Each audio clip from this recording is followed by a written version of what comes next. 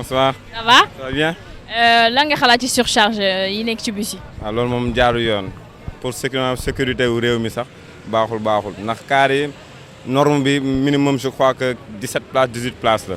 da ngay car boo xam ne day jël 35 wala 30 personnes et surtout c'est pas normal et wóorul aussi sécurité nit ñi ndax bakkan moom loo ko jundee jar na ko moom waaw.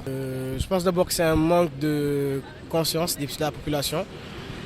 La population n'est pas consciente déjà de la situation dans laquelle elle se trouve, la situation sanitaire déjà, à cause du corona. Donc déjà, c'est un manque de responsabilité, un manque d'abord et de confiance aussi, de conscience par rapport à la situation sanitaire. Je pense que les personnes qui sont assez conscientes de la situation sanitaire ne vont pas s'aventurer à se coller dans des voitures, dans des transports en commun comme des sardines.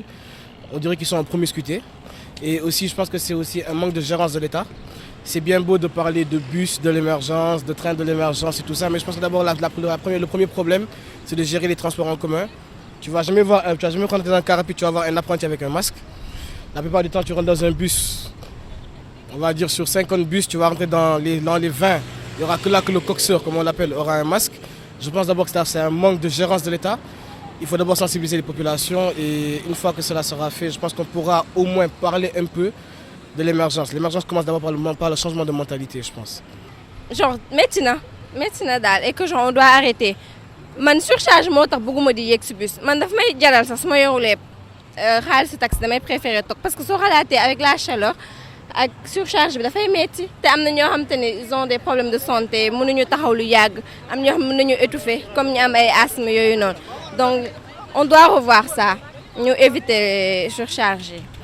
Et aussi qu'est-ce que vous pensez des gens ñi nga xam ne dañuy bàyyi passerelle bi di jéggi ci tali bi danger bi ci nekk.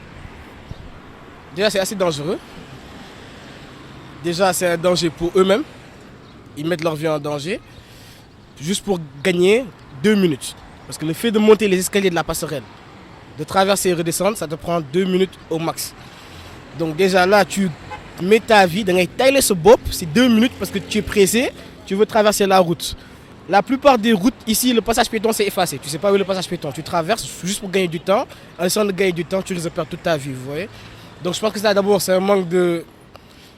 Je sais pas comment je vais vous le dire, mais je pense que c'est un manque d'amour propre.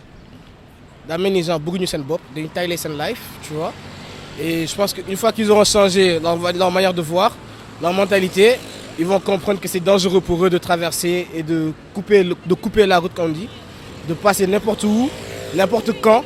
Et aussi, il y a le fait que la mentalité africaine et la mentalité sénégalaise, les Sénégalais grandissent et émergent dans le je m'en foutisme.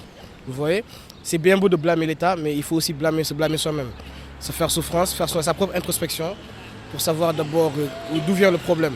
C'est facile de dire qu'il n'y a pas suffisamment de passerelles, qu'il n'y a pas suffisamment de passages piétons, il n'y a pas suffisamment de ça et de ça. Mais la population a sa part de responsabilité, tout comme l'État a sa part de responsabilité. waaw man mii sax léegi nii damaa si kii bi laa jéggi moom si jéggiwuma ci passerelle bi waaye du yoon lu war a yoon mooy gars yi passerelle bi la ñu war a jël ndax dañu koo def ay millions la gars yi nga war a def pour gars yi di ko jël mais li moom du yoon moom. xam nañ ni ñun ñëpp du yoon et que genre danger la man mi je vais prendre mon exemple bi may ñëw fii laa jaar dañuy tayal a aw fee mais jaar fees pour sa sécurité moo gën ngay aw fii parce que y a trop d'accidents oto mun na jóge fu nekk mu tël la. Donc, mais genre, ni tu peux dire, il y a des gens qui font vite fait, des jàll fait. Mais genre, je vous conseille, en commençant par moi, de prendre les passerelles pour notre sécurité. yow lu tax nga bàyyi passerelle bi di jéggi ci kaw tali. dëgg la man mouvance bi laa topp dama noonu dem ba xëy jël nag mais mouvance bi gars yi di jéggandoo ma toppandoo gis oto yi may nañ leen rek ma daw jëlandoo ko mais du yoon. mais yow beneen yoon di nga jël passerelle bi wala doo jël passerelle bi. dinaa ko jël genre je vais essayer. léegi lan nga xalaat ci ñi nga xam ne dañuy. gaare ci passage piéton yi yéen ñi fi ngeen di jaar borom oto yi di fa gaare. loolu du yoon loolu ku fa dañ la war a sabo dañ la war a fay teg la amende bu cher dafa yomb gars yi warul ñoo def ndax passage piéton pour piéton tubaab wax na ko passage piéton pour nit ñi la donc le reste moom waruñu ko def waaw. waaw loolu moom doy na waar trop donc aussi ñu ngi koy ñaawlu donc du lu rafet parce que boo xoolee danger yëpp ci yooyu lay jógee mais boo xoolee est-ce que réew mi aussi moo toll foofu parce que boo xoolee passerelle a ngi nii.